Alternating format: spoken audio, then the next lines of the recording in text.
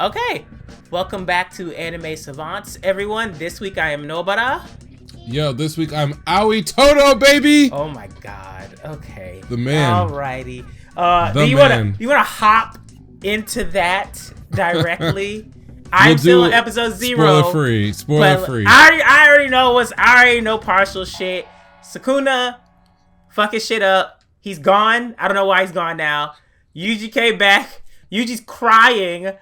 Nobara got a hole in her fucking head. Toto showed up. And I'm just seeing like crazy promotional pictures of them all like shut up. And Mahito's the voice actor is crazy, but like people are freaking out. I saw the little clip of Mahito like mocking Yuji, and I was just like, oh my god, this shit's insane. Like, this is insane. I'm still not caught up though. Still on episode 0 of season 2. But go ahead. This is a tragedy, an actual tragedy. Go ahead. No, this week is December 12th, and last week's episode of Jujutsu Kaisen was episode 20. In that episode, among a lot of other things, we got what a lot of people are calling the hype moment, or a moment of extreme relief after a season that has been very brutal to fan favorites and expectations, and apparently to the health and safety of animators. That Aoi Toto showed up and got an All Might moment, like peak My Hero in this episode. I don't know what else to say, because like as a manga reader, my position is always I want to see how good a job they do with certain material or how it gets adapted. I already know it's what's good or what I'm looking forward to. This was absolutely a week that I was looking forward to some hot shit, and they stuck their whole fucking foot, shoulders, arms, knees, and toes all up in this episode. Mm-hmm. Like from the voice actors going crazy to like really amazing animation cuts. The music is sick. I'm still trying. I wish I could find the orchestral track that they played when Toto showed up and he's talking about the bells of the Buddhist Mount Gyeonggi ring to signal the impermanence of things in this world. They used My Hero music or something. Like it sounded like they used the track it was from reminiscent of it, but not. It didn't sound like a Yuki Hayashi track. So like it's not. It wasn't. But it was a My Hero sequence. No doubt, because Toto is such an interesting character, because he's a like a whole joke on one end. He's a crazy person. Yes, like crazy. Actually insane and weird. So you could think of him, if you didn't know any better, as like kind of comic relief. But anyone who's watching or has watched the show knows that like it's always something hilarious with hyper violence. Like when he runs into Megumi the first time and he's like, what's your type of woman? And Megumi's like, oh, just so with a good personality. And this nigga starts crying, and then he suplexes this motherfucker directly on his skull. Like shit like that. But the respect is there, because he was jumping niggas last season, and now after a brutal 19 episods of just like L after L after L after L. I see so many people saying they're quitting. Like they're just like, I'm dropping the show, and I'm like, well, it's a stressful period, because there's no light at the end of the tunnel for anybody. Like fan faves are getting dropped left and right. Like it doesn't really seem like there's any hope for anybody. Certainly in episodes 18, not even 16 through now, the level of carnage that's just unbridled. Like thousands of people have died. The titular Shibuya incident, the incident part of the Shibuya incident, has kind of gone down with like Sukuna first going off with Jogo, which was a fantastic episode. So fantastic, I'm pretty sure there are some animators who will not be animating for MAPPA ever again after the crunch they got put through to deliver that episode. But then to follow that up, oh my god, and then to follow that up with Sukuna versus Mahoraga, which is like there's no break in that episode. That episode is like after there's like 3 minutes of downtime, and then like that is, so that's a good. It's right, exactly. Oh my god, 17 minutes of unadulterated carnage and destruction. What? Like I was having a conversation with a friend of mine, and he's an anime only, but was trying to wrap his head around just how like devastatingly bleak this season has been, especially once you got away from even the very early stuff that doesn't take place in Shibuya. And the point I made to him, which I had only really thought about briefly before, is that the entire Shibuya incident arc, it's not actually a lot that really happens. If you were to like write down like what are the most important like plot points, there's a lot of like confrontations and interesting characters bouncing off each other in moments. But as far as like big storyline events, it's not a lot, and it also takes place over a very short period of time. I think it's only about 5 hours on one evening. So for what's a very condensed time frame, so many horrible things happen that the audience does not want to happen. It's not even a case of like, you know, I think you watched the Gojo Gaiden stuff, right? At least No. You did not watch that. So there's a couple of moments. I saw the nigga get gutted like that, and then I also saw Toji with a hole in him. Sure. So things happen to characters, but number one, it's a flashback. It's a prequel material. But it matters in this arc though, right? It matters a lot, but like if you're an audience member who doesn't know anything, or you're reading the manga for the first time, when you get to that part, you already know the fate of the certain important characters that you have grown to like. And so when you see something horrible happen, your mind goes to, well, how did they get out of this? And not so much, oh wow, I'm shocked that this character was seemingly murdered or was, you know, killed off or something like that. And it made me think about the fact when we got to the Shibuya incident that in Jujutsu Kaisen, death is treated very differently than in a lot of other series. Sometimes death for authors is like just a shock. Like, you know, you wanna shake people up and you wanna like make them feel that the stakes are very high for what's happening in the story. But if you think about it, Yuji dies multiple times in the first season, almost within the first couple of episodes of the first season. He dies multiple times, whether it's like Sukuna killing him inside of his own body, like when, you know, he cuts his head off, or literally when he gets killed or almost, he is killed when he rips his heart out after that cursed womb shit. And plenty of other characters have died and come back or had multiple lives. Like Gojo, you know, you see the images, like, as far as anyone's concerned, that is treated like an on-screen death. And other stuff happens, you know, people get killed. But the purpose of death in Jujutsu Kaisen for a lot of the main cast is really more about reaching some new enlightenment than it is strictly for the shock value of threatening to kill off a main character. And then you get to Shibuya incident where it's like, oh yeah, actually, we just kill off a lot of people. We just offered them, like, niggas' heads flying off, like, instantly. You know, the protagonists don't seem like they have a chance because they don't know what's going on. And there is no redeeming, like, quality of this. It's kind of, and I don't want to, like, give anything away to people who are anime only, but, like, it's bleak for a reason. Because it is bleak. It's not one of those, like, oh, and then the power of friendship. Yeah, usually harnesses the power of friendship and we fix all the problems. It's like, nope, shit is just giga-fucked forever. Like after that. So it really worked some people up, and I think because, I mean, we could talk about it. I mean, you saw the images, like Nobara gets offed in pretty suddenly. I mean, she has a great, they added, I actually want to talk about this. So they added some scenes both in episode 18, a little bit in 19, and absolutely in 20. These are some anime only action scenes that did not come up in the manga.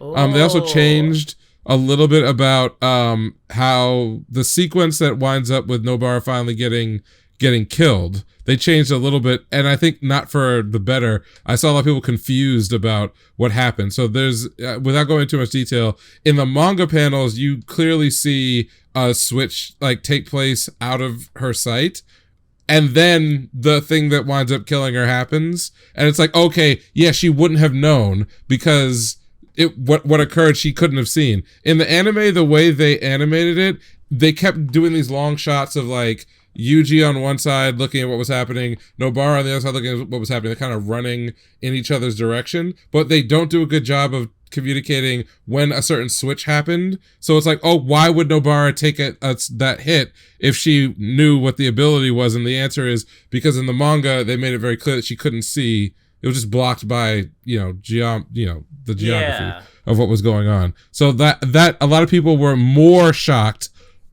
because they felt like it wasn't fair. whatever that means to you, it's not fair. But yeah, a lot of the new footage, which is in the all action stuff, it's not like the flashback things on all these episodes, has been really good. Like it's not like padding. It's, man, that is satisfying to watch. And I think that she got a good send off. I'm using the quotes because it's not even clear 3 years later what her fate actually is or was. And there's some lines in this episode, in episode 20 in particular, which have been what people have argued about ever since. So, either props to Gege for killing her off and sticking to it, or props to him for laying the seeds for how a great comeback could work out. Because if anyone's reading the manga, you kind of know that like there's opportunity. Her reappearance at this point would make perfect sense and would be a fitting circle for the things that happened. But there's been any direct hinting that that's what would happen. But the same way, like if you're watching episode 20, there's no hinting that Toto is the one who shows up, to get Yuji out of this. All right, he got jumped. Okay, this thing got jumped in reverse. Like we're used to the heroes of Jujutsu Kaisen jumping people. Yeah, someone called it what would he say? Jumping Kaisen or something like that. Yeah, like he is getting his ass fucking whooped, and I think the collective audience. I watched some like reaction videos, and everybody just like he can't. Like he already lost one fight, and now the Sukuna thing happened, and now he's about to like just get killed. He watched his friends get killed. Nanami got killed. Everyone's dead. He's just out of it, and you don't know what the fuck. It's not gonna be. It's clearly not power of friendship moment. No. And then Toto pops up, and it's like this moment of relief where it's like, oh, thank God. Like this guy, he's a goofball, but then you're like, he's the one person strong. You actually. Yeah, and he's also the one person you actually want to see at that moment where it's like, who could pick this guy up and get his shit back together? Like, it would be Toto. So that's why I'm Toto this week, because episode 20, fantastic. And the All Might scene, you're going to have a hard time because they're going to be gifting that forever. Okay, well, I'm not going to say what I'm going to do. Y'all will know when I catch up. Y'all will know. It'll be very obvious. But it's good shit. Good shit. All right, Ragnar Crimson. On to other things. Ragnar. What do you think? Where we're going here? I'm excited, but it's deeper than I thought. There's more happening than I would have given this show credit for. Yeah, I'm excited, but I'm also like, they're chilling, so I'm chilling. Like they're not really doing that much the past 3 episodes. Mm-hmm. It's more so of like a build up, fleshing out of her army. I will say. Silverware princess or whatever. I know everybody was focused on the booty hole firecracker thing. I know a lot of people were focused on that, but I was more so interested in the twins themselves being possibly half dragon, half human. That's what caught my interest, because before I watched the episode, I saw your post on Twitter, and I was like, what are they doing talking about booty holes? What is going on? I would argue the line before that one was probably worse. Because that's what you know what I mean? Yeah. Yeah. But prepare your butthole is not what I was expecting to happen in this anime.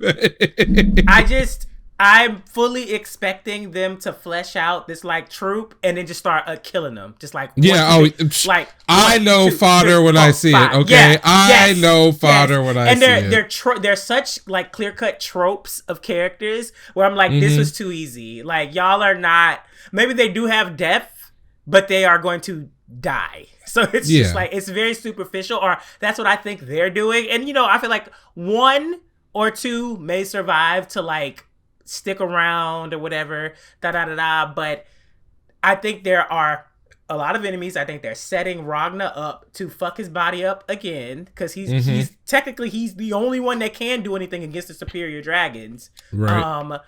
I also like how they slightly have been bringing Leo back into it, and he's like, I was fucking worshiping Leo, and these niggas are stronger than her. Like, what the Yeah.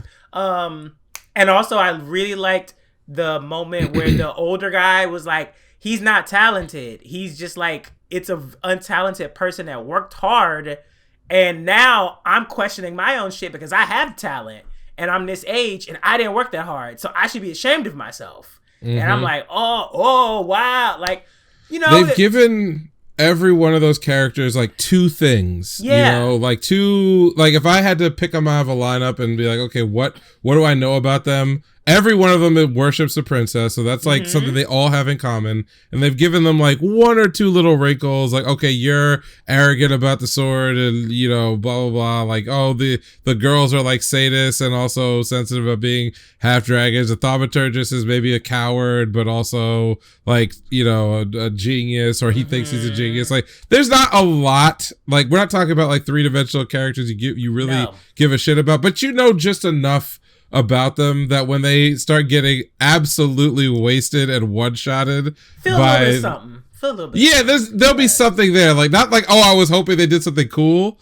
but more like, oh, what, I know this person. It's not just a NPC. Yeah. You know, there's a little bit, but they don't have to do that much. And frankly, if they're gonna kill them like all in like the next 2 episodes, I don't really want to know that much about them. Like, I want to just like, I feel like it's going to be a Russian roulette kind of thing. It's going to be like, who's going to survive? Like, I think. Well, remember that like Ragnar's not supposed to use his abilities here, so I actually like that because this would then make it the second time in the series where they've gone up against a superior dragon without Ragnar doing anything. Yes, and it's a good come down from fighting Ultimate or whatever her name is. Yeah, like it's a good come down because that was all him. You know, it was like 1v3.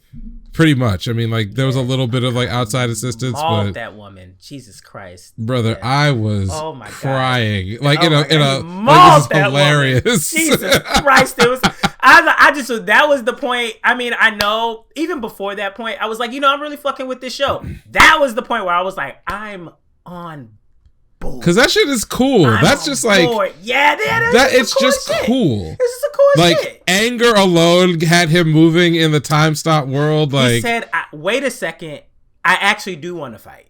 Yes. Hello. He came back for the smoke. He came right back. Yes. I made a mistake. Now we're getting hands, knees, and feet. I want to fight. Let's go. Hands, knees, and feet, bro. I am very much so excited about learning. See, I think they're doing a lot of building with that. One thing I was not expecting was like the romantic-esque thing between Ultimecia and whatever the hell his name is, Lightning Boy. The Lightning guy. That was great. That was actually really good. It was interesting, and I was like, I was not expecting like a romantic kind of thing to come from this. But then I also thought, well, you know what? This does make sense based off of the relationship that we've seen of them so far. And because he's like the second seed and she it's kind of cute in a way. You could like take that structure of a relationship and probably put it onto a different character archetype in another show or another series. And you'd be like, oh, this is cute. But it wouldn't be like villains necessarily. No. The fact that they are all pretty much unrepentant evil people who we know, the bad boy, the seemingly good girl, or whatever, right? Exactly, who like overreacts when he like comes on to her. Yeah, right, and he's loyal. He'll do anything for her. Like the line where he's like, "Just tell me what you want to do," and she's like, "No, I won't do it. I won't do it." Oh yes, I will. Yes, I will. And he's like, "Yes, bitch, tell me to go fuck them niggas up." Like, let's right, go. Exactly. Like that was again characterization. I know things about these a lot of these characters. I know like the gate dragon is like a really young, he's young and he's like definitely he has like loyalty feelings and other feelings for, you know, the progenitor girl, and then but like his way of expressing his emotions is to facilitate other people. Speaking of the progenitor girl, what the fuck? So I don't think that's God.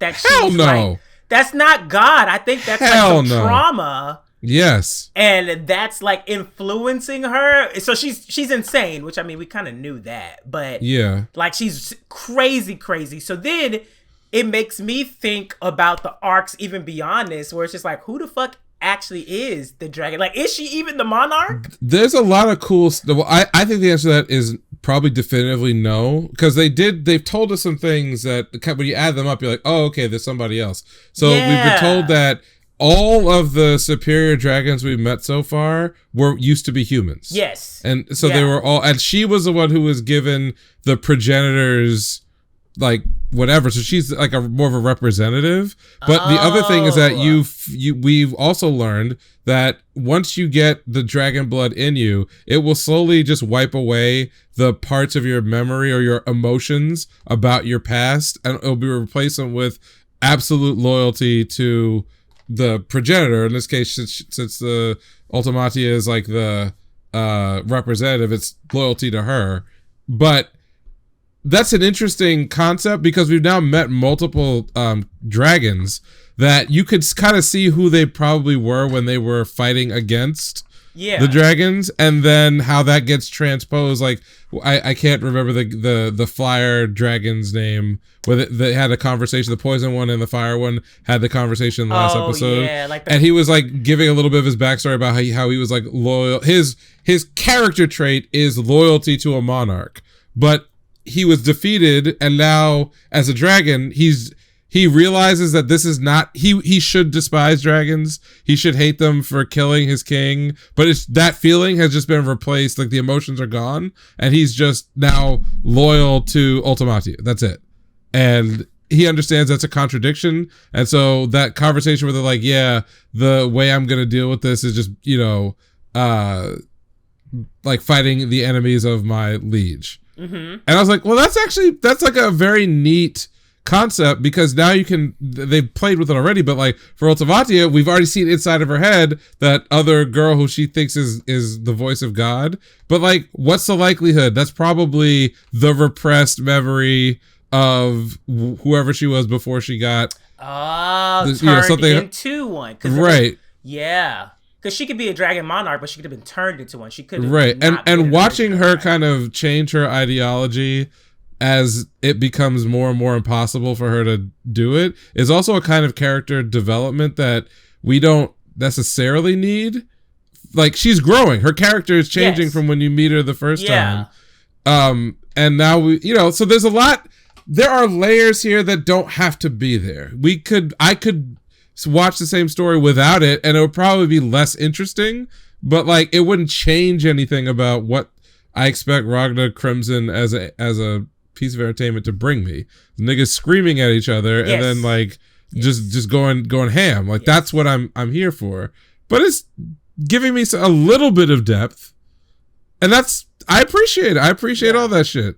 I want the rematch. Like the foreshadowing of that country that actually can stand up to the thaumaturge country. I like that. They're just like laying seeds for shit well beyond wherever the hell we're at right now. So, what did you think about the explanation for the magic system? How it's all people trying to recreate the dragon language and formula? Like, that was... Oh, wait, they're trying to recreate the dragon So formula? in the latest episode, off of stuff that they already knew, and they had to like create. So in the latest episode, there's the scene with the thaumaturge when they're introducing all the work that they're doing on the circle. Yeah. He has this like monologue where he's like, he's essentially demonstrating in his own mind the different ways that you can achieve the exact same magical effect in the world. That dragons have naturally. Yeah, and that ultimately all the magic that they have is based on the flow of blood in a dragon's body, because that in and of itself is also a language. And so they kind of introduced this idea that... I did not get the language part. Okay. So my takeaway from that was that he was saying that when you speak a word that means the fire, it can create fire. Yeah. When you do certain hand symbols that also mean fire, amplify, it can create all that shit.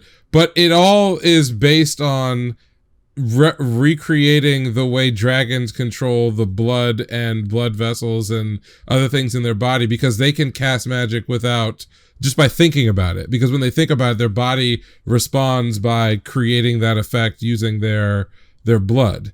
And so therefore you could change the world like a dragon would through all of these different means. And the difference between thaumaturges and other people who know how to use magic is that they are the ones that are trying to do it with symbols that are literally just them drawing out the blood vessels of a dragon onto objects and then channeling magic that way. And I was like, that is such an interesting and kind of like, it's not gonna do anything. I don't think it really means much for the story. Like, we're not gonna run into a lot of characters where like that specific piece of information is going to like change how the interactions go. Yeah. But it is like, again, more thought than you need to put into like what's going on.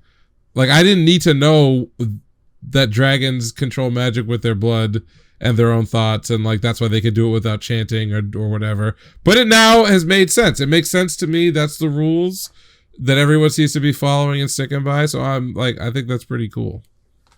Yeah. The show, I'm waiting. I know Ragnar's gonna have to fight Electro Dude. Yeah. And I honestly want to see. I completely expected Crimson to show up in the thaumaturge area and be like, I got some shit for you niggas. Like, you, or maybe like, change blah, blah, blah. change the formula somehow. Change the formula to sacrifice all the 15 people. Right, something. Yeah, like to do something, because Ragnar still doesn't know that Crimson was the one that was blowing them niggas up in the city. That's and right, all that true. shit. So it's very, very. It's still interesting. I'm not going anywhere, but it's kind of just like, it's a little bit of downtime, and then I expected, and we're getting 24 episodes, so it's not like I'm in any rush. It's not like we're at the last 2 episodes. Hell, we're not. We're off. Not even at the halfway mark. No, yeah. So we got time, but I'm enjoying it. What else is there? There's so much though. How's Spy Family going? Oh, Spy Family is really pleasant. There've been, I think, out of the 11 episodes that have aired, I think like half of them kind of advance a core story. Okay. And the rest of them are a little more like vignettes, almost like like episodic stuff. But I've actually enjoyed both a little bit more this season because they have more characters that they can bring in and then take away. Like before, in the first season, I felt it was a lot of like, let's get to know this new character. Oh, Lloyd's coworker who's really into him, or various family members or people at the school, kids at the school. But now that we know most of those characters, like they are doing things to grow them in their own like little episodes where like you'll get like an episode with like one of the 15-minute halves is all about Bond, right? And and it's something cool, and he'll be like interacting with, let's say, one other characters, and like Lloyd, he was interacting with Lloyd, I think, in like the second episode, and I was like, oh, this is really cool. And then just when you've had enough of that, you get like the growth of the what's his face's son, the Damien? the military. Yeah, right. You get like an episode about him, and where you actually see that he's learning to actually appreciate like real friendship and like human contact, and even his little flunkies who are like super annoying. Like in the episode I'm talking about, they're supposed to be like a vacation, but because they've been fucking up too much, like they are not allowed to go, or at least Damien's not allowed to go.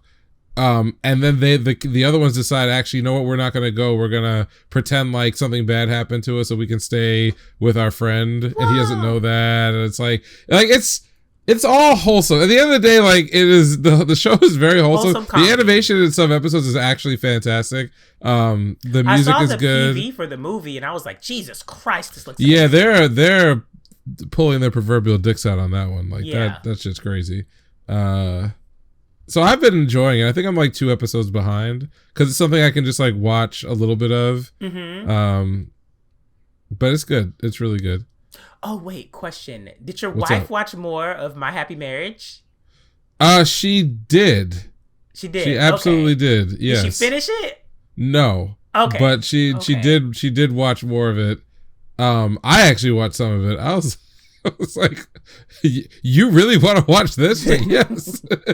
That's cool. Okay. No, she liked it. Have you finished it? I haven't finished it. Yeah, I finished the first arc. And and I'm like finishing the rest right now. Okay. Who else do we have? You watched a Free Run.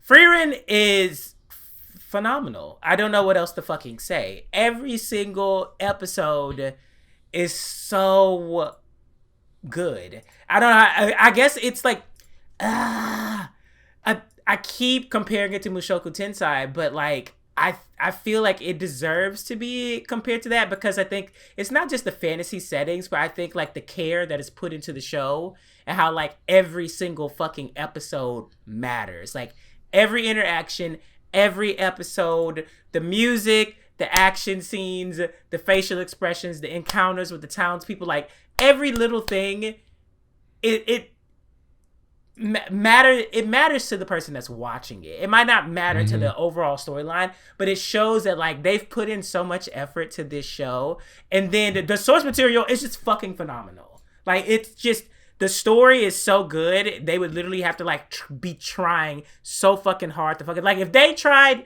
to make Frieren My Hero Academia or some shit like that, then it would be like, yo, this show sucks ass. Like, what are they doing? Like, why? Like, she doesn't even need to be fighting right now. Like, whatever, blah, blah, blah. It melds the comedy. It melds the action. It melds the sincerity. It melds the, like, the moments of love. It honestly melds a lot of, like, the human experience because Frieren is literally learning about humans the entire time and she's, like, doing a retrospective, like, look back at what she has experienced with people that previously mattered to her, but she never like recognized those feelings for them until they were gone. And so now she has these new people that she's developing connections and friendships with, where she's just like, oh, that is this is this, got it. And so in turn, she's influencing the new people that she's with in positive ways, because she's like, oh, I think you guys are misunderstanding this. It's actually this. And they're like, oh, okay. It's a really nice look at like the human experience, in my opinion, on like, you know, how to communicate with people from different backgrounds. I mean, trauma, which, you know, of course, everything's root cause is trauma, but it depends on what's your special flavor of trauma, your brand of trauma, like where does it come from? And then also it influences how you move through the world, how you interact with specific people. Do you have experience with girls? Do you have experience with boys? And then you also have the span of like Frieren's life and other elves coming into it. And so then it's like there are people who have been here for thousands of years that are not all powerful beings. They've just managed to survive this long because they have the lifespan and they have the wherewithal to do it. And so then it makes you look at how fragile and short a human's life is compared to them. It's processing so many things simultaneously, but it's not overwhelming. It's not overwhelming in the slightest because they hit on like a few things every episode, and it slowly builds on this thing here, that thing there. Come back to this, come back to that. Let that sit, let that marinate up. Actually, this was going on with this simultaneously, but that person wasn't really talking about it. It's just a really good show, like all around. I see why people were so amazed by it, and I feel like I see so many source readers say the exact same thing about like Mushoku Tensei, because I'm seeing people right now, there was some like volume thing about like one of Mushoku Tensei's like volumes is like banging off right now, and they're like, oh yeah, anime people, just let you know, like what you're getting right now is like nothing compared to like what is happening in the like what's happening in these volumes. Like y'all are getting like tablespoons of shit. I believe that, and I'm like, I 100% believe that. And I'm seeing the same things being said about Frieren, where it's just like, this is just literally just the beginning of this. Like it's just the beginning. So I love it. It's phenomenal. What are you still watching it, or are you waiting for it to like get a little bit further? I will watch this because it's right up my alley. I feel like I won't say anything because I feel experiencing certain plot points, like not in the spoiler wise, but just like, because some things, if you know they're cut, well, whatever. I just don't like to spoil shit. It's all good. It's all good. Like again, for me, I don't.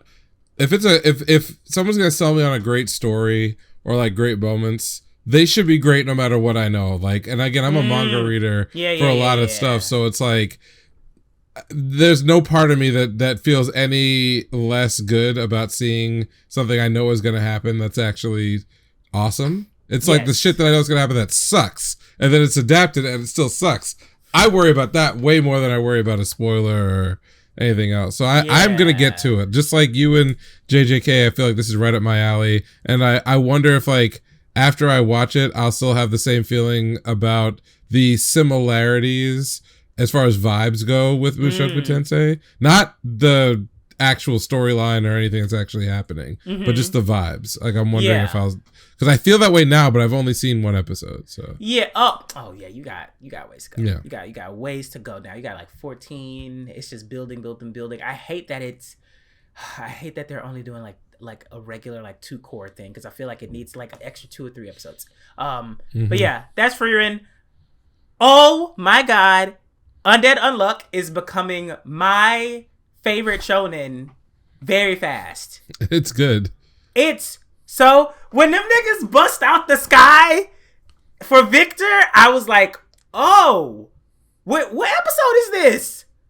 Oh, and then a full episode of just shonen shenanigans. I love it. I love that. The most recent episode this past week with Jui showing her injustice and the world building for like the 11th seat, the penalty, galaxy. And I distinctly remember the first few episodes when Fuko like drew the like painting or whatever, and people were like, pay close attention. Do you see stars? And I'm like, whatever, you know, it could be an overcast day, da-da-da. Now I'm like, them niggas said pay attention because the universe didn't exist. That's why. Or the galaxy didn't exist. Not that multiple universes didn't exist. But my immediate thing when that shit happened was I was like, okay, so I think they do a really good job with the world building. I felt like they did a good job this particular episode with the world building. The previous episodes, the Yumas, the Negators, shit like that, I feel like some of those things were passed by so fast that I was like, okay, I need somebody to like catch me up, like break it down, blah, blah, blah. This episode though laid out everything as it went. Like it took its time to explain everything and then gave us like the baller shit. Like, and I was like, okay, like I can do this. Like this is phenomenal. Like I fucking love this shit. We have the stakes. We have the next arc. We have the setup for the upset that's probably going to happen for, you know, what they're going for and what they need. Like, it is so clear cut on where we're going. And it also it sets up the formula for the future. As in, like, oh, so this is kind of going to be the expected cycle of the show. Great. Completely get it. Because those first few episodes, I was like, I don't know what these are going to be doing. Are they still going to be with Union? Are they going to go against Union? Well, I thought it was going to be more of like a road trippy kind of thing where they're always on the run. And you kind of meet each Union team here and there. But they said they did the friends become enemies, enemies become friends type deal. Yeah. But overall, the spoil arc was not about spoiling it. Like, absolutely. Victor showed. We had 3 episodes and then it was like, actually, this is the villain. Well, not even. Well, who knows? Not the villain, but the antagonist. Yeah. And I loved every moment of the Victor shit. I loved how they were showing them niggas off one by one, being like, "This is what is his name? Hop? What is Top? Top. A 15-year-old. Yeah. Yeah. I was like, oh, okay. I see you. I was like, I feel like you're influenced by some of the other shonen little niggas. Okay. I was like, oh, this is so. It was just good. It was good. It was enjoyable. David production with all these fucking phenomenal ass screen caps. You could literally just like, whenever that whole episode was going, you just like pause that shit. You could find some fucking fire ass like screensavers or like wallpapers. It was just all over that fucking episode. And just the way that they were like teasing the burn shit from that interaction, and then we get to this episode, the most recent episode, and they're just like, oh, you guys captured Burn, and she's already using Burn. Right. Before they even got to the round table, we got more about Apocalypse. We got more, like, we just got so much world building and just like foundation that I'm just so excited to see what the fuck is gonna happen. Like, where are we going? And just see some good shonen shit. Like, it was just, I would have never thought that like a fight like that with all of them together would come so soon. Like, I'm thinking like, oh, big bad villain You know, everybody got to show up for this mission. No, they were just like, Victor's out. Please come. Like, everybody. All hands on deck. And that nigga, first of all, Victor's powers themselves and just like the way that he was using the regeneration to the point where like he had like just like fully functional clones just going. At some point in that fight, I'm like, what do you actually do about this? Yeah. Like, what do you do? Yeah. It's fucked. Yeah. So, those are my thoughts. I've loved these past few episodes. Like, they've been so fucking good. So good. Consistent animation whole way through. Music's good. The cleverness of a lot of the character interactions is more than I would have expected they were going to bother with. Because again, I didn't think we were going to get the cast blown up as much as it really was. Yeah. But we added a lot of principal characters very quickly. And they're a bunch of fucking weirdos, which is what you always want.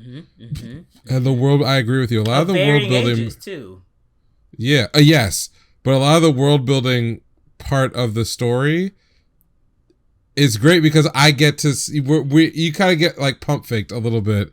Because when you're in the first couple episodes, you think, oh, this is our world plus these crazy creatures or, you know, people with superpowers. Yeah. And then by the time you get around like episode, kind of when they go onto the union, when they join the union, you realize, not really. No, something's off. Like, it's weird. And then they build on that feeling of like discomfort and oddness over the next, well, it's only been like 4 or 5 episodes since then, but I think it's super cool.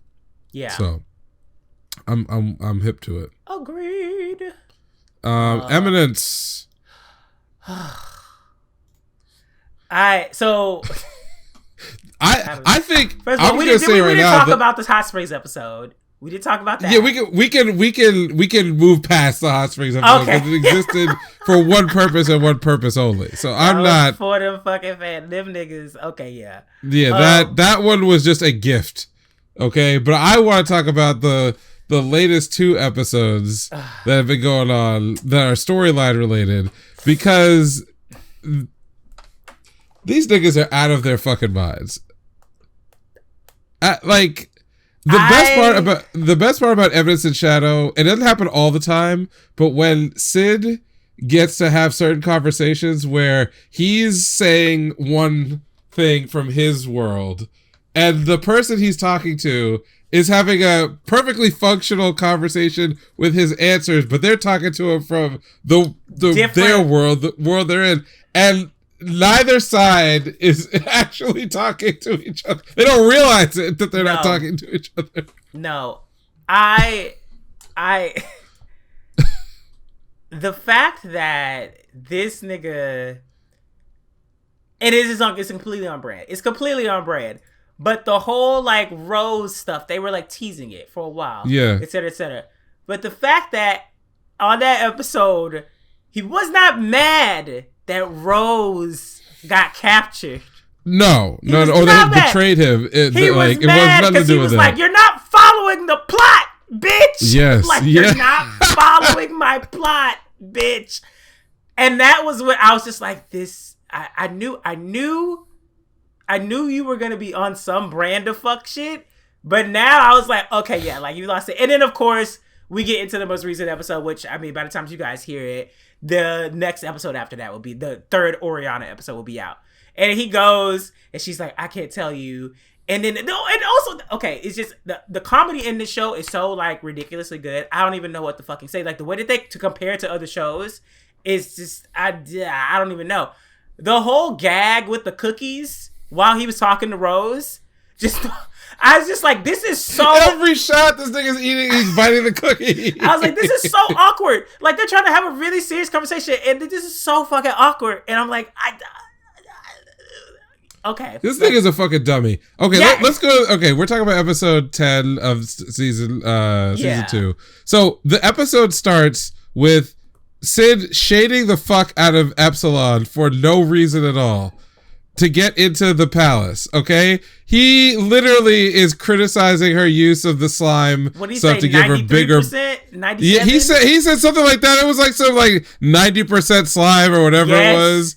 And like just fucking killing her. Like why? Why are you doing this? But then there's a cool sort of spy, little scene where he's in there pretending to be her pupil, but she's also, it's doing the, and by the way, we say this all the time, the reason why Eminence works as like a satire is that it's not fully a satire, but almost every scene is like, especially all the ones that have Sid involved, is like has a double meaning, which is good writing. Like the double meaning in the sense that one character is following one plot line, another character's following another plot line. They're together, but it doesn't make any sense. So for example, in the infiltration of the palace, Epsilon learned how to play piano by copying Sid and all of the stuff that he was forced to learn when he was a model Asian youth. Okay.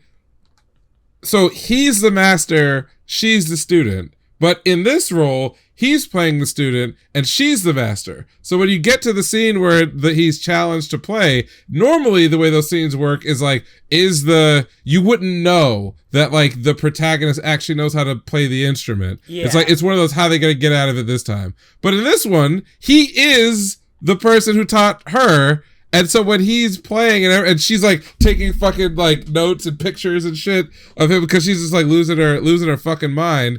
Meanwhile, he's robbing everybody because he's not even doing it for plot related purposes. He's doing it because he's greedy and wants money. Because he can. Right? Now then he manages to pilfer, the most important thing. The most important MacGuffin for this this arc. And doesn't even know what it is.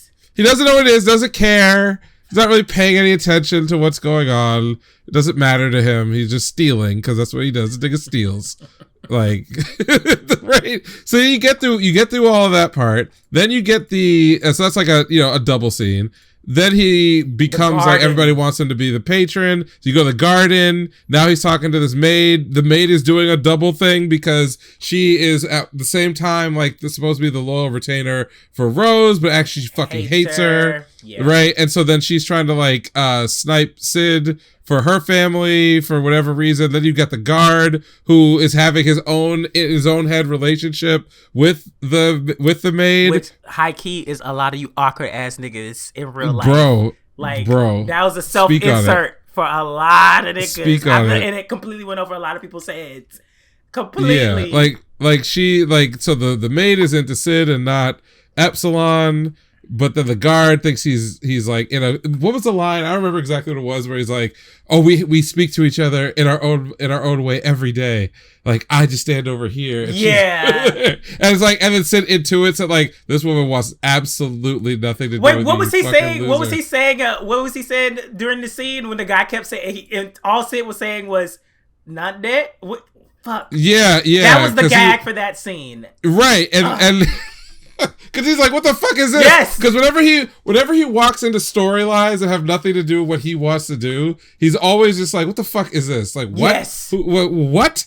So then you get that little like gag, but it's all to set up him sneaking into Oriana's suite where serious things are happening. We know that like the perv asshat, which I cannot get over the fact that they constantly just call it the asshat faction or the perv faction or whatever. Like, so we know for a fact that like he is threatening Oriana using her mother. Yes. So and Oriana's kind of doing this because she's like trapped because she doesn't want her mother to die, not realizing that the mother is really like in on all this shit. Is in on all of it and has betrayed her and is sleeping with her forced fiance.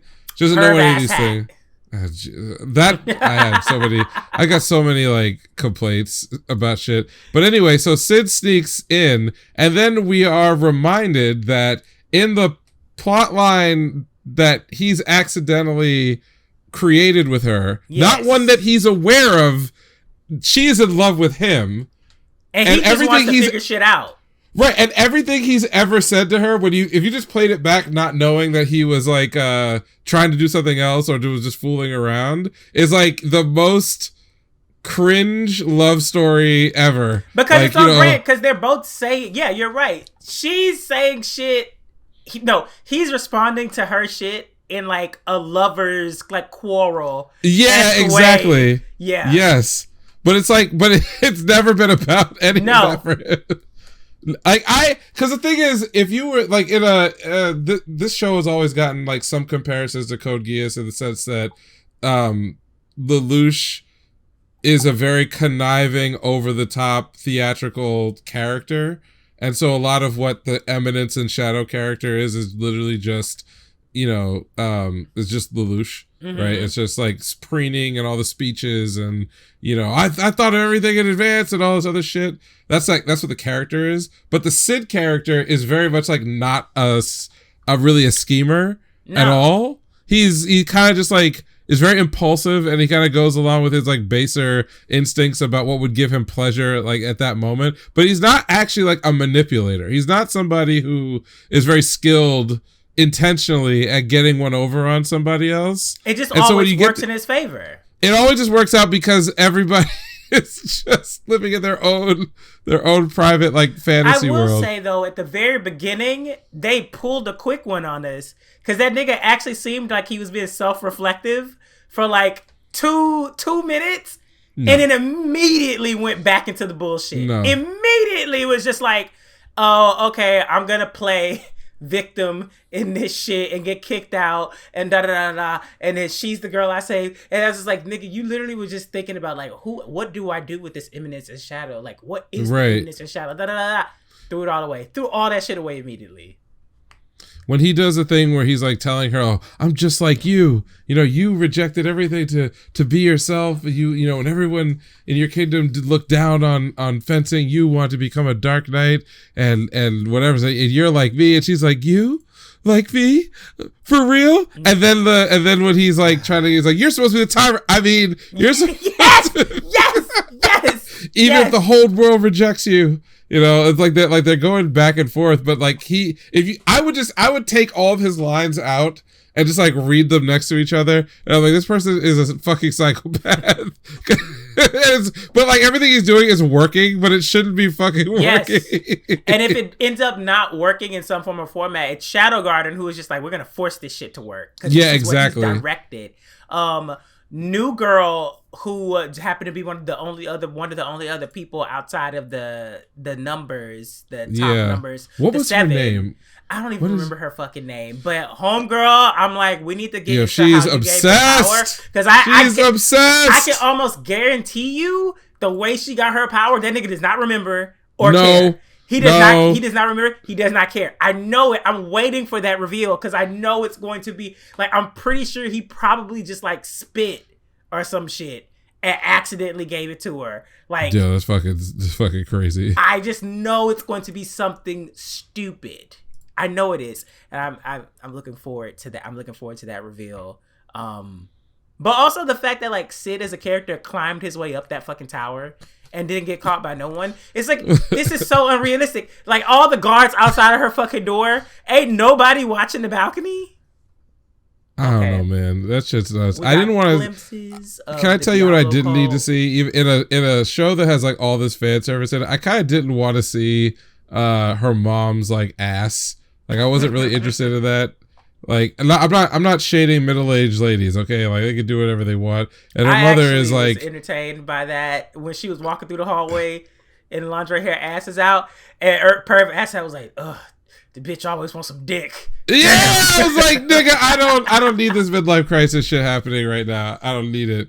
But it was good to find out kind of what, or at least by impression, what the motivation of the mother was, because when she showed up at the ritual site, in my head I'm like, oh, she's 100% in on all this shit. And she didn't put on that show until Rose showed up. Exactly. Like, so, you know, it's the bare minimum you need for like a morality play, but it's not that deep, really, because we know where this is going, but it's all a fucking farce. Like, and you know it because the final scene of this episode is Perv holding up the empty box, Like, yeah, I got this shit. And then they do the X-ray shit and it's fucking empty. And I'm like, this nigga is a whole clown. I will be 0% surprised if after all of this, the whole kingdom is just destroyed anyway. Oh, fuck yes. Like, no tyrant, no Shadow Garden controlling it, no Diablo controlling it. It's just gone.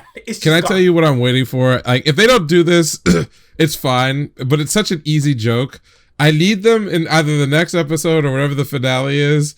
Whatever the moment is where you got to pull the ring out to like activate it, and that nigga perv reaches in his pocket and he's like, "I have it. This is it. This is the beginning." And then he opens it. And he's like, it's empty. And he's like, nutty. And then like, Sid as the Eminence has the ring, and he's like, nutty. yes. Like I need a scene like that, or like where he's like wearing it, and he's like, he's wearing exactly or something. Yeah, like he's fooling around with it and it just activates or something. He's like, oh shit. Oh, you know what's gonna happen? It's gonna fall out of Sid's fucking like. Oh shit. Yes, it's gonna fall out. He's gonna be like, nutty. Yeah, right. I just need that dual moment of the one nigga being like, "Where's the fucking ring? What have I done?" And the other nigga just being like, "Oh, this is the thing that we're supposed to be doing something with." And the girls are gonna be like, "Oh, Shadow Sama." He knew it from the beginning. He knew.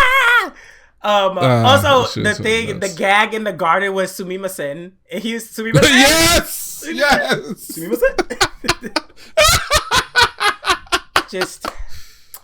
Yeah, I cannot get tired of this. Not that I'm trying to get tired of the show, but it's just like, I cannot get tired of this show. It's the deadpan comedy that's so natural because everything is such a joke.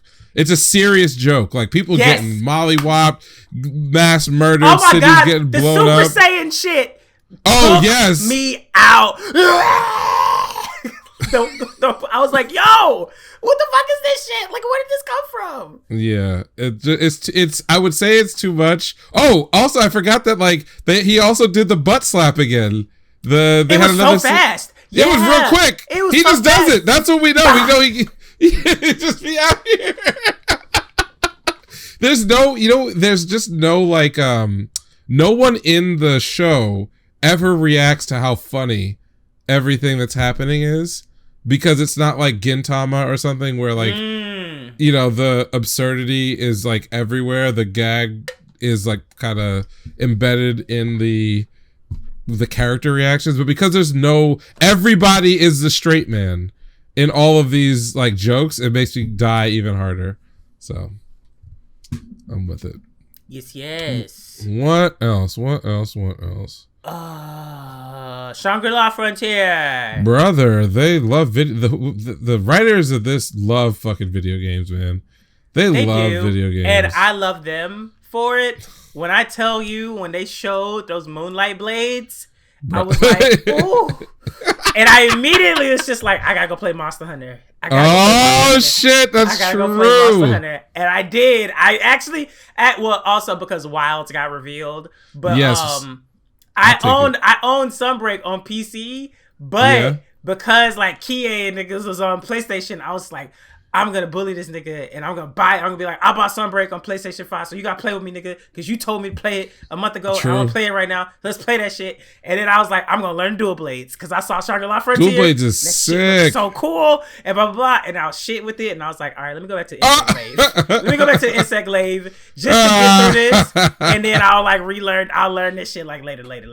I got my ass beat, but the fact that it was so satisfying. Well, everything's been so satisfying so far. I like the build up that they're doing for this monster, but also it's very practical with like MMO life where you are trying to focus on one thing and then your homies pull you in for some shit all the way over here, and they're like, nah, you're under level, but you can still come. Like, we'll protect you. Like, we got you. Like, we'll give you this little gear. You can do that. My man said we grinding. You gotta go out here with this fisher pole, bro. You'll figure it out. Nigga got them weapons, and it was just like, you cannot use this shit. And now the other weapons that you did have, you can't use those either. So you got to use the other things that don't give you that little bonus or whatever, etc., etc. I like that. I like how the little skits at the end are expanding upon on Pencil and Katsu, especially Pencil, where she's just like, I'm a model in real life. Like, being a model and a PKer is very similar. And it's like, that's so funny. Girl, what?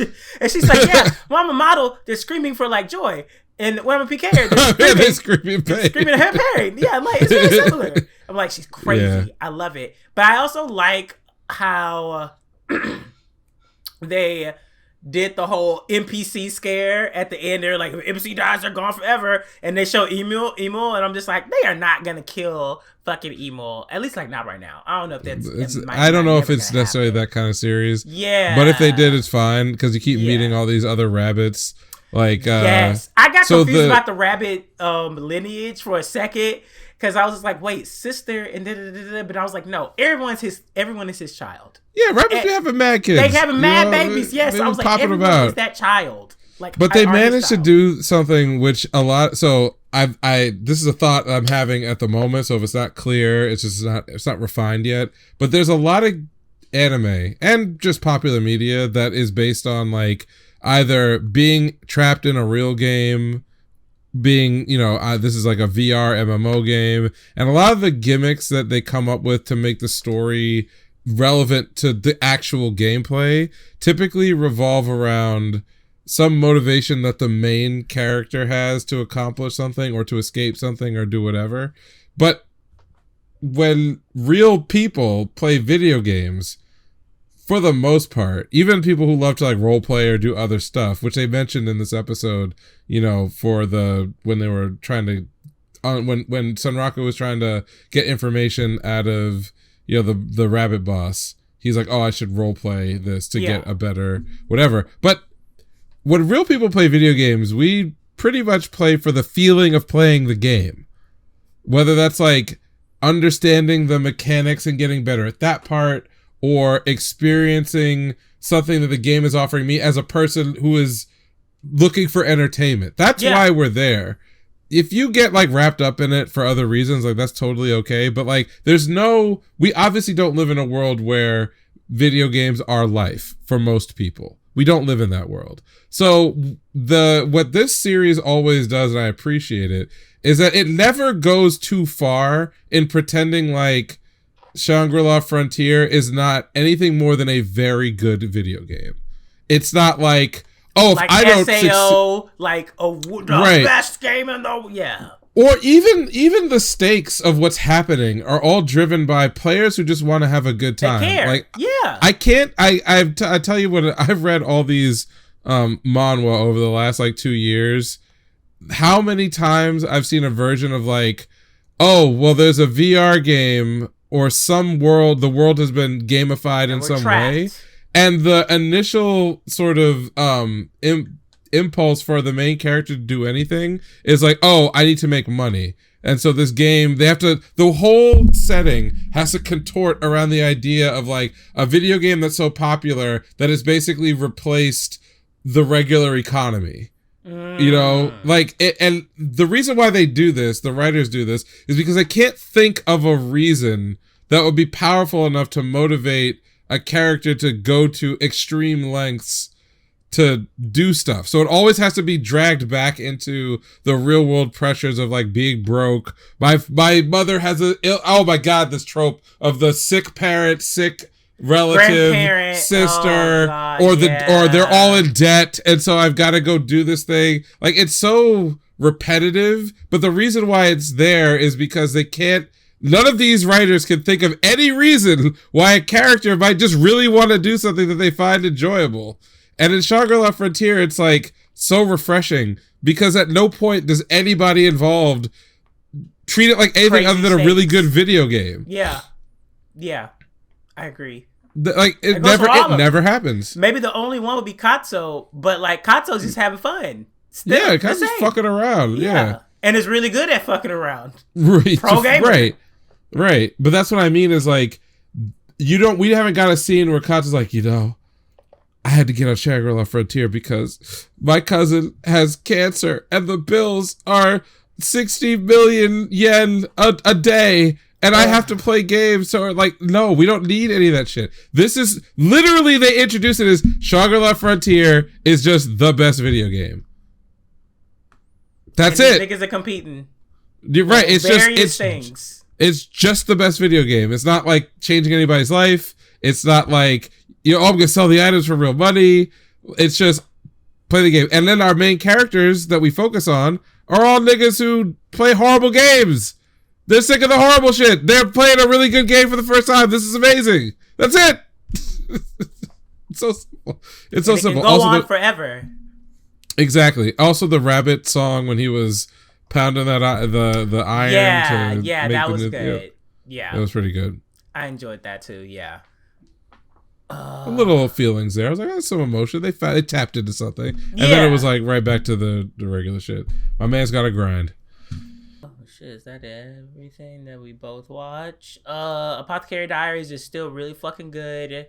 They had a really good little moment about power dynamics and power in the world, and like a real look at who they are in their classes, and not like, you know, player classes or anything, but just like the class system that they're in, and like who's a peasant, who's a slave, who's a servant, and who's a noble. And for certain people to stop moving in a way as though everyone else has the same autonomy as they do. And it was a very nice moment because it was just a very clean cut, just like, let's be fucking for real right now. Like, you could literally, I could die tomorrow just because I pissed somebody off, and you wouldn't be able to do anything about it because they could outrank you. So like, let's be real about it, and let's actually like not fuck with my life. How about that? Really enjoyed that. My new boss is goofy. The gay baiting is off the limits. Like, it's just like they went on the swan boat thing in the preview. I was just like, you niggas are playing. Anybody hold hands? They didn't hold hands, but yeah, they are playing with us. That's about it. I guess those are the only two other ones I think. Oh, Hikikimori Vampire. They added a whole bunch of new fucking characters after the previous arc. And there's about to be a war. It's not gonna be a war within the country. It's gonna be a war with the other 5 nations that exist now. Like, they're bringing the black core conflict into on the world stage, but then also they're showcasing that, like, of course, one of the countries is being controlled from the shadows by the terrorist organization, and they moved from like a monarchy to a republic with a new president who's like shot up in the rankings. So they're laying the groundwork for a lot of crazy stuff. But yeah, there's gonna be a war, and she's gonna do stupid shit. But they also did other stupid shit where, like, she went on a peace mission to visit another nation, and like they gave her soldiers a scavenger hunt, and her soldiers killed an entire squad and burnt down a building, and so they just completely ruined the relations with the country. And I was just like, okay, but that was the comedy, that was on brand. Like, but nothing really like crazy happened. Were you watching any other things? Have you watched any Under Ninja? I haven't heard shit about that in a minute. I think I watched up to episode 6 or 7, and it's like it's really good, but it's one of those things where, like, when I watch it, I'm watching it because I want to laugh, and then I want to see somebody bisected in half, and that's a very that's a very special need to have at any given moment. I have been watching Kingdom of Ruin. Such an it's just interesting. I saw that. Like, I saw somewhere his homegirl got murked again. Yeah. Oh my god. Oh my god. The show oscillates between like actually really cool ideas and visuals, and then like doing dirt cheap shit to like save money. Because what they've gotten to, so by this point we're on episode 10, and so it's turned into like a road trip with Adonis and the pink-haired witch, and it's very much implied that like they're both into each other, but their personalities are like exactly opposite, and so it's like they'll go to a new town or a new like kingdom or area that was destroyed for one reason or another by the Empire, or whatever. The Empire, but normally it's like, not that the Empire attacked that place, but it's very, you know what it reminds me of? It actually kind of reminds me of the plot of Final Fantasy VII, where like Midgar is like this industrial superpower that's destroying the planet world. Yeah. by kind of like by accident, because of the the industrialization of like stream. The live stream, because a lot of the ideas here are the same way. Like magic in this world kind of sustains nature, so all the stuff they've been doing with all this technology is more or less based on robbing the planet of that ability. So they'll go to like different. They go once they teleport off of the moon, which is where all the witches were hiding out. And they wind up in like the wastelands, and so they're basically going from like community to community or story to story, seeing different ways in which like the magic being ripped out of the world has like fucked everybody. And some of them are like legitimately sad. Like there's one where they go to a small town and there's no one in the town except for in the jail, where they stumble across an old man who's like literally locked himself inside of a cell, and it looks like he's caring for another person in bed, but you kind of find out after the fact that that's his wife, who either was a witch or suspected of being a witch and was killed, and it's literally just her skeleton that's there, and he's just waiting there to die, basically. But he's been there for a really long time, and only Adonis figures that out in the conversation, and he's the one who's like, girl, we gotta just leave this alone, like you don't understand. And it's like, wow, we gotta help him, we gotta leave him some food, we gotta do this. It's like, you don't get it. So like there's times when it reaches for some decent idea, like it's trying to be slower paced, more emotional, kind of get a message across about this, like the way the world is decaying and falling apart. And then you'll get like straight up slapstick comedy, because they'll go somewhere where there's like everyone thinks that her and Adonis are dating, but they're not. So they go like, they get like the super deformed animation. And it's like, you know, a lot of gags, a lot of jokes. There's one where he thought she was being gang raped, and then because she's like making a lot of noises that sound that way, and there's men like egging her on or saying things that could be misconstrued. Then he gets out there and like she's trying to ride a motorcycle, and they're all like laughing and having a good time. Like she can't control this motorcycle. You know, like it's like, so it oscillates between that and then like hyper violence of niggas getting their heads chopped off in the middle, and like whole like this rude shit happening to people. So it's the vibe is funny and weird, but then there's also like really good ideas. So I kind of watch it in like every 2 weeks. I'll watch 2 episodes together. And I've actually pretty much enjoyed it. It's pretty clear that they're not going to get to the culmination of the story this season, because it's only 12 episodes, and they're not even close to what I would call like even having a secondary showdown, because there have been some people who got owned, like some of like their big bads have gotten like completely annihilated, but that all happened kind of up to the middle of the series, and now they're kind of meandering around, you know, to get back to the city. So I just don't think we're gonna get a resolution. If it comes back for a second season, I just pray that the production committee realizes that like you have to spend some money.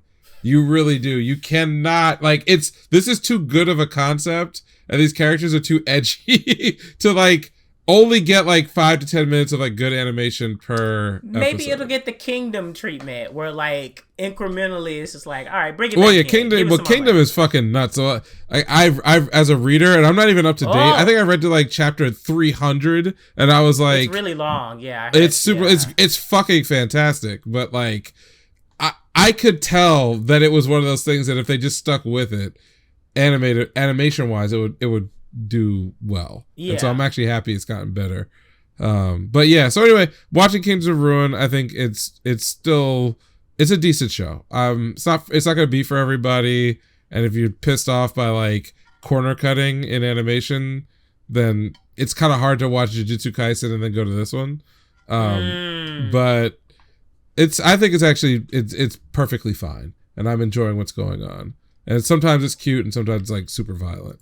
The other thing that I'm up to date on is Returner's Magic. I am so thankful that we're now done with the high school tournament shit for now. I'm just like, it's fine. The resolution of this could have all been condensed, I think, from 4 episodes to 2, because now we're doing the stuff where that's actually, like, in my opinion, great, which is the second arc is the Outers, which are the faction that are the main antagonists.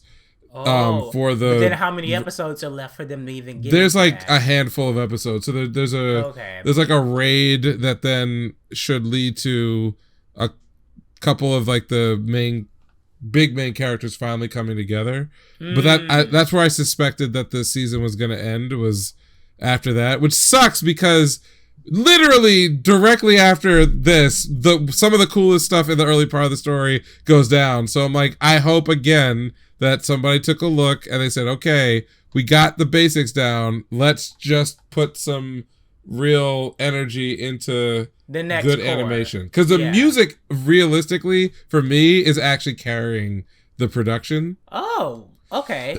Yeah, it's the music that's actually doing it. And it's this mix of like electric guitar, but also very like fantasy choral themes.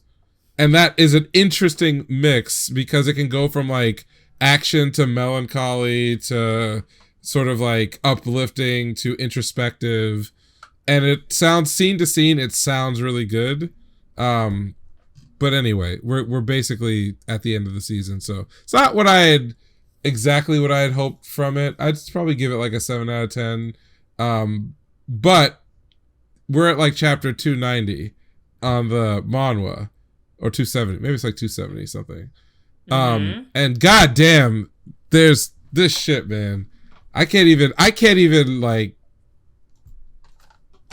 say. It's just good stuff. Okay. Good stuff. Okay. And I think that's about it for me. All right.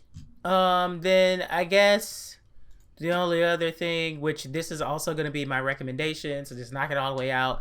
I watched all of Netflix's Castlevania, including Nocturne, and that shit was magnificent. Key, especially season 3 and Alucard shit. Just like the loneliness and it was so good, the ending of that season, and just like the culmination of everything. Well, not even just Alucard stuff. Isaac's attack on the women and all that kind of shit. And that his transformation, his character kind of goes through. Yes, the transformation his character goes through, the bullshit that's going on in that small village. The reveal at the fucking end with the priest and the apple tree. I was nuts? Like, bitch. Oh my, the kid. And then I was just like, wait, whoa. Just like, the night terrors are not the only terrors in the world. Like, oh crazy. My God. It was so good, but also, my fucking God, the animation was God tier. When that nigga did the when they were down there fighting them niggas, and he did the chain and the whip at the same time. That was my shit, bro. I was like, oh my God. I was like, this is so cool. The way that they gave Saitou got so much. Many cold fucking moments. That ice. That girl with that ice. I was like, oh. I like how she gets smoother and smoother over like the course of the season. Yes. Like in the first season, she got her shit off occasionally. Second season, it was like, okay, she's a fighter. You could. And then third season, you were like, bruh. When she did the ring with the water and it just made it all flat and just sent that shit out. Yeah, I was like, got him. I was like, yo, this is oh wait, she made it spin too. I was like, yo, what the fuck, man? Like this is so good. And I mean, Trevor was getting his ass beat like a lot. And he was recovering and things of that nature. But I just really, really, really enjoyed it. So I think season 3 and 4 definitely were like overshadowed. But like season 2, with the actual like castle invasion and like the killing of Dracula, that was crazy. Like that, like Alucard versus Alucard versus Dracula is an underrated confrontation. It's a little bit one-sided, but like that shit was crazy. And then even the reveal, I completely forgot. I didn't watch Nocturne. I completely forgot about this shit. The reveal that they actually managed to stay alive. Yeah. And I'm just like, oh, this is interesting. But yeah, anyway, the original, like, the original 4 seasons, amazing. And honestly, I'm really glad. The end of season 4, where they're like going to alternate dimensions and shit, and but I love Death's attitude. He was like, I'm gonna fucking kill you. I was just like, yo, these voice actors are having fun. The whole thing with Saint Germain and the woman turning her back on him as he was dying. I was like, this is some good. This is great. Like, we're getting like full character arcs outside of just I think that's another thing. Like, they did a really good job with all of the supporting cast around the main three. It was so fucking good. Because I definitely was like a little bit confused in the first season. Because I was like, where the fuck is Dracula? Like, why are we in this little town? And then by the end of the first season, it's like, you got Alucard. And you got, so it's like, it's setting them three up. And then it's like the journey over there, et cetera, to killing him. The setup with, what was that bitch's name? Oh my God. The fight when she was fighting the night terrors in that damn office. Oh, yeah. And then Isaac came to kill. I was like, this is insane. I was like, this is like, they really put their heart and soul into these fight scenes. Like, they looked so fucking good. Even the final death confrontation with Trevor and Death, I was like, this looks good. And then you go to Nocturne, and Nocturne started crazy. Like, that, I was just like, I was like, nah, the little boy. But then I read, when she called him Richter, I was like, oh, he's the main character. Because I know, I've never played the Castlevania games, but like, that nigga's in Smash Bros. I was like, that's the main character. I know that. Like, I know that. That's the main character. That's hilarious. And the fact that he was like, go mom, yeah! I was like, oh shit! Like, dead. And then a homeboy, Olrox or whatever, was just like, I'm gonna kill you too, but not today. I'm gonna come get your ass eventually, but not today. And I was like, damn, that's crazy. So we go through all that little stuff. I would say the only thing about Nocturne is like, they didn't really explain Maria's powers with like they don't. The animals. I was like, do a good job okay, there. I was like, your mom's a speaker, but like, that's not a speaker power, because like, I'm pretty sure Sypha would have said some shit or blah blah blah blah or whatever things. I was like, okay, that's not. I don't know where that came from, but okay, she's tearing shit. At first, I was like, man, she got a little bird. She don't get her ass whopped. And then she started using the turtle and the little like tiger thing, and I was like, oh no, okay. I was like, she mauling them niggas. I like it. Really was interested with oh my God, I forgot, Edward. Is that his name? Edward's thing, like becoming the night creature, but still retaining like the majority of like his human soul. And what was homegirl's name? Fuck. Oh my God. I forgot her name, and she had so much fucking screen time. Jesus. I loved how they highlighted the revolution going on in like both areas of the world. I loved how like the source of her powers were like African deities and like Creole deities, not just like there's magic in the world and you can harness it. It's like, no, like you have access to this shit because of your ancestors. Like there are lost teachings, lost magics that people of the modern day do not know of, but do exist if you know the means and blah blah blah. Love their shit. And also I feel like with all of their powers, like this is just the beginning. Because being able to control metal, I'm like, girl, are you based off of Toph? Because if you are, you gonna be able to do some crazy fucking shit eventually. Like I definitely see it coming. Edward, and I mean, as a person who went to college and grad school for voice, when he sang the first song, I was like, who the fuck did they get for this? Like, why blah blah blah? But then when he got into the art songs, when he did a little aria, I was like, okay. Oh, every valley, this. You knew this I shit. was like, every valley, it will be exalted. I was like, we're going to hear how you got that breath control? And I was like, oh, he got that breath control. Okay, he did it. I was like, okay, I like the singer. I like the singer now. But that first song, I was like, I don't want to hear, fast forward. I don't want to hear you sing this one random art song.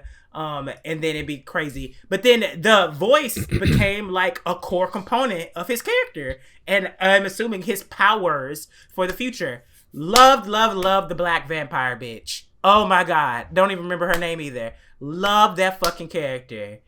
She went out horribly. But my God, when she was fighting them niggas downstairs in the near the jail cells, I was like, this is crazy. Like da, da, da, da.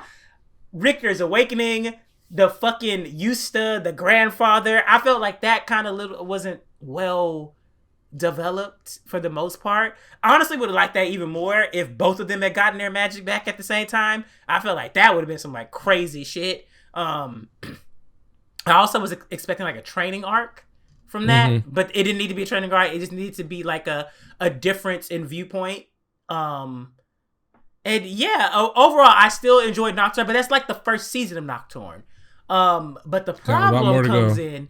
The problem with this comes, I went online to see what other people thought of Nocturne, and they were like, "This is a woke bullshit." So many Negroes is too woke. How dare you show me slavery? Like, I was like, what the fuck is, why y'all, they're trying to push this woke shit. This is such a far departure from the source material. And and I was like, but it was still, like, good. Like, I was entertained. So here's, as somebody who played the games. You know, I feel like if anyone, you would know. The thing about Castlevania is that there's some core lore that you got to get right, which they did. That was the first season, okay? That as like and there was stuff they added, a lot of stuff rather they added there, that no one had anything to say anything about because there weren't people of color. There weren't black people. So well, no niggas in it yet. Or at least the characters who were canonically of color were there. But the story of Castlevania makes no fucking sense.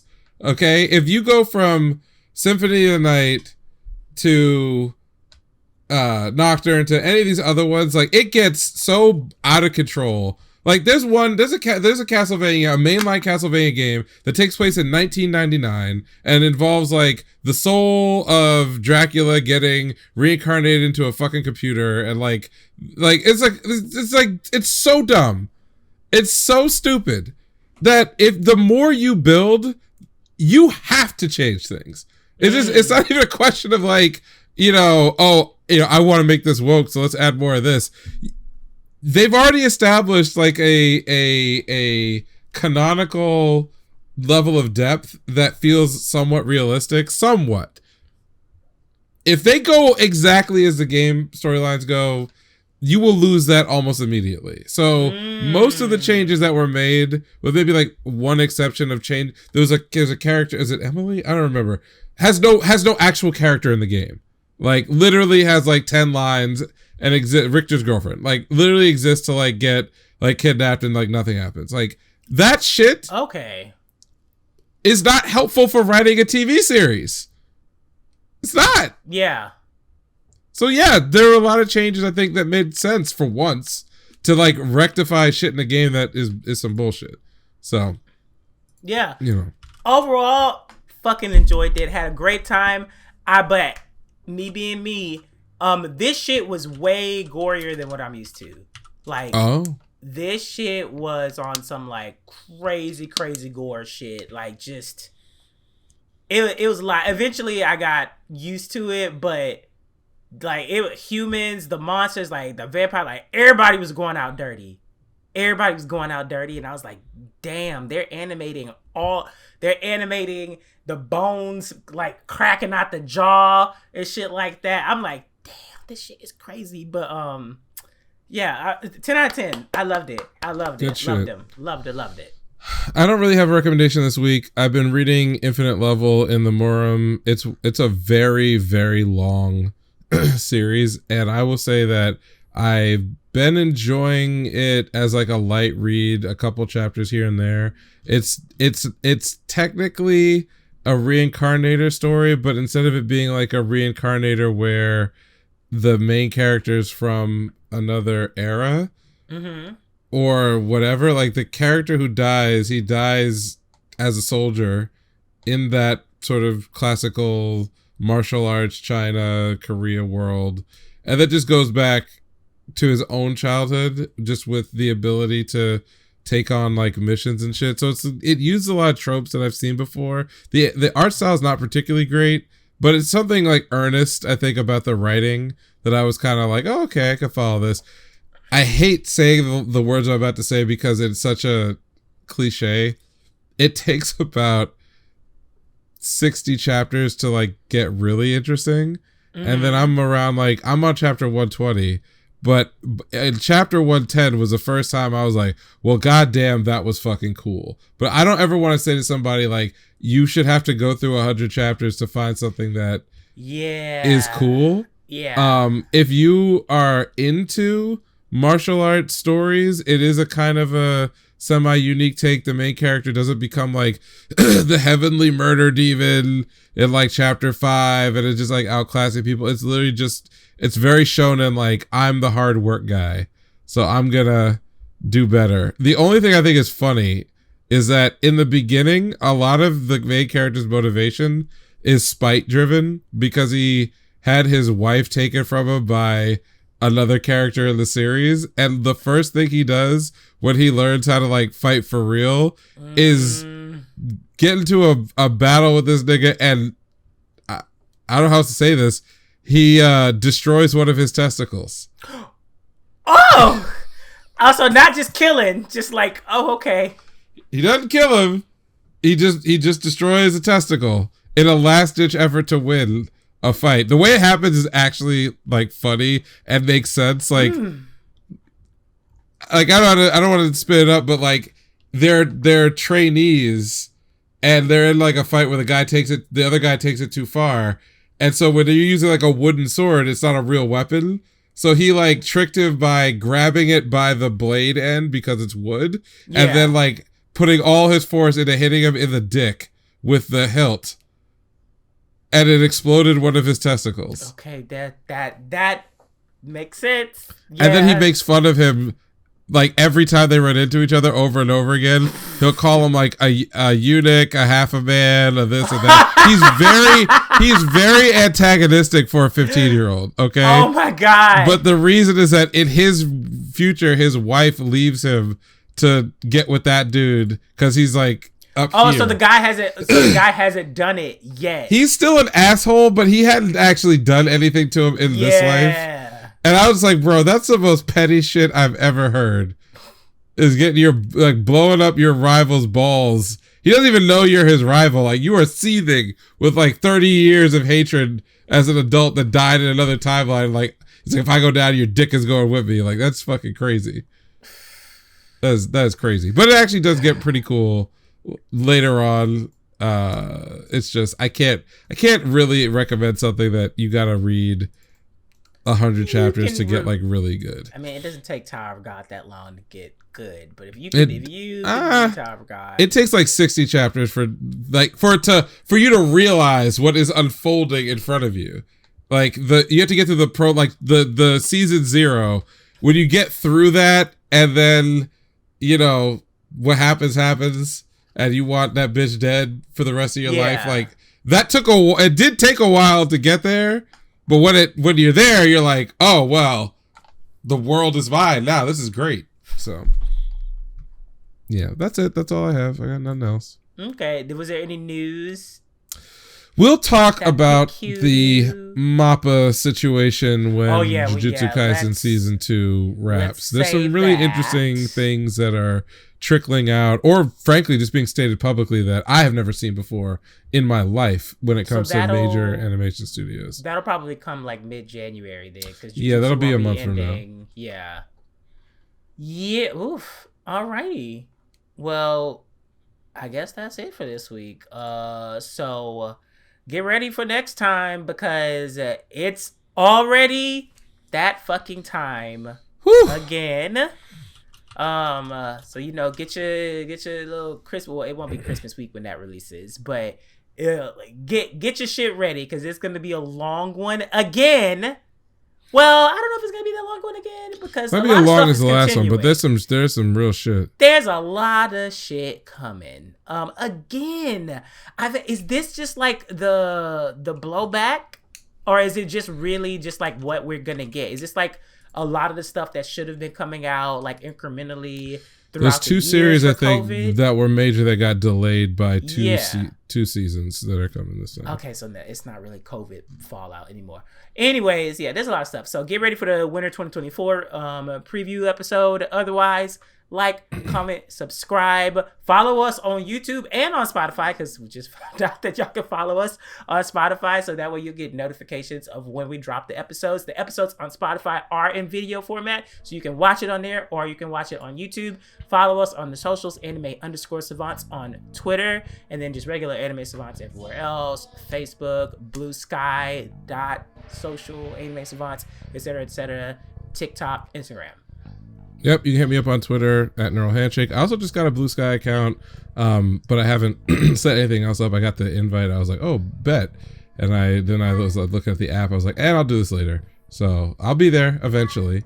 But yeah, other than that, keep it light and breezy. So peace out, y'all. Bye.